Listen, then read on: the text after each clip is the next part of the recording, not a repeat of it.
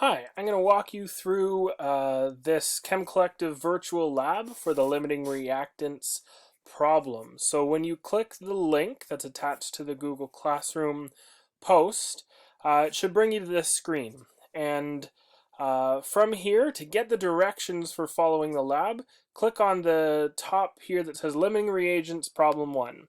This will open all the problems that you're going to walk through, and I can show you how to put some of these things together. I'm going to go through number 1. So it says use the virtual lab to answer the questions below. The solution labeled 1 gram of sodium chloride contains 1 gram of sodium chloride dissolved in water.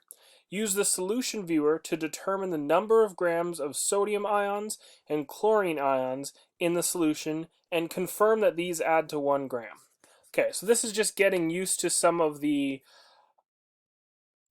problems here. We're going to scroll down. If you're in the stock room, go to solutions, scroll down. It says 1 gram of sodium chloride. You can click add or drag it there. And here you'll see all of these species. Now when something's dissolved in solution, if you remember for the second unit, it's in its ions, and that's why it has sodium and chlorine as its cation and anion listed here. Yours may not automatically say grams. It could say the molar values. All you have to do is click the drop down menu that's right here. Mine's not. There we go. Click the drop down menu here and it says moles and molarity. Those are different. Molarity is a measure of concentration, which is in the next unit. So if you're in moles, click grams so that it labels them all in grams. You can ignore hydrogen and hydroxide. This is showing you the amount of water that would be in this reaction, in this solution. So the first problem, you can go back to this at any time, says confirm that the sodium and chlorine ions add to 1 gram. We have 0.393 and 0.606. If you include the other significant figures, yes, that will be exactly 1 gram. Looking at the next problem, it says the solution labeled 1 gram of silver nitrate contains exactly 1 gram of silver nitrate. Add 100 milliliters of water to this solution and then use the viewer. So now we're creating a solution. So for this, go back to the stockroom and make sure you're on solution and click your 0.1 grams, and you can see they've kind of, if you compare these two, the 100 milliliters of sodium chloride shows you that it is filled and the silver nitrate is not. To fill it, we're going to go back to our solutions and take some distilled water. So we're going to add this jar of distilled water here and choose some glassware that can transfer 100 milliliters into the silver nitrate Erlenmeyer flask. Let's use a 100 milliliter volumetric flask. That is a good device for measuring volumes.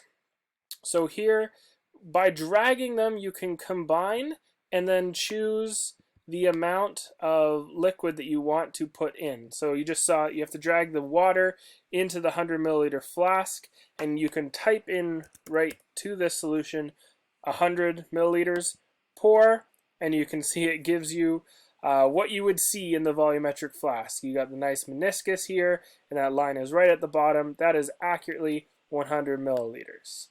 If you want to transfer this to your silver nitrate solution, drag it, the little plus icon will show up, and then you can choose how much you want to pour in. Let's pour all 100. It goes into the silver nitrate solution, and now you have the volume of water that was requested from that part B here. Use the solution viewer to determine the number of grams of silver and nitrate in the solution. So we can click on that solution again. In this information, it'll show you all these grams.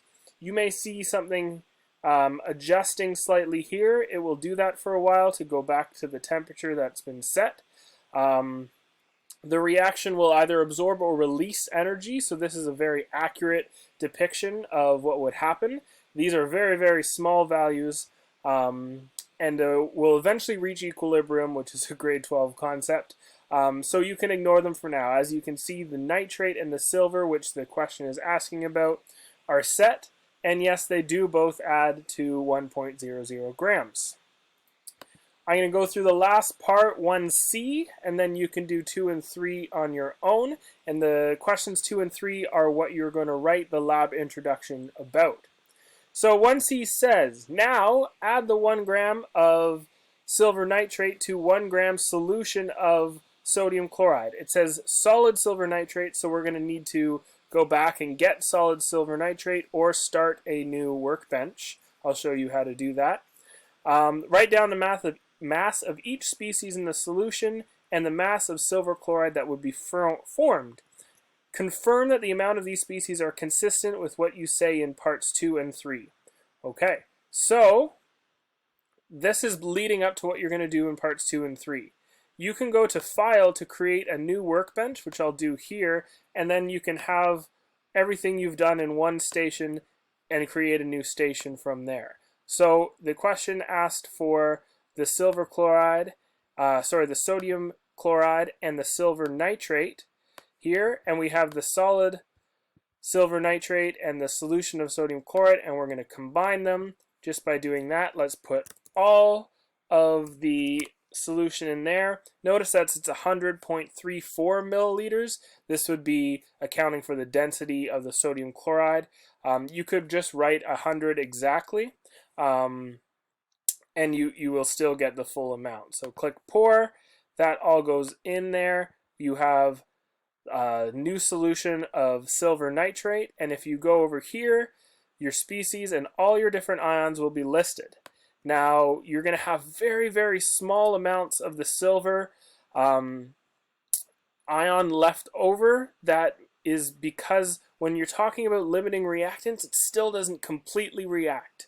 Again, you learned this in grade 12. Assume for now that right here, the species silver chloride, that's going to be the solid precipitate right there, 0.8437 grams.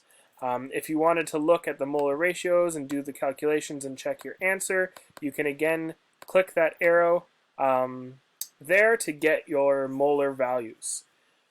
That is all I'm going to show you for now, and it should help troubleshoot any of the problems that you may have with this lab. Again, most of the instructions that will answer your questions are in that top corner. You're going to read through part 2 and 3, do A and B, and then write the formal lab introduction as if you were actually doing this experiment in a lab with actual solutions, glassware, and everything else. Okay, enjoy.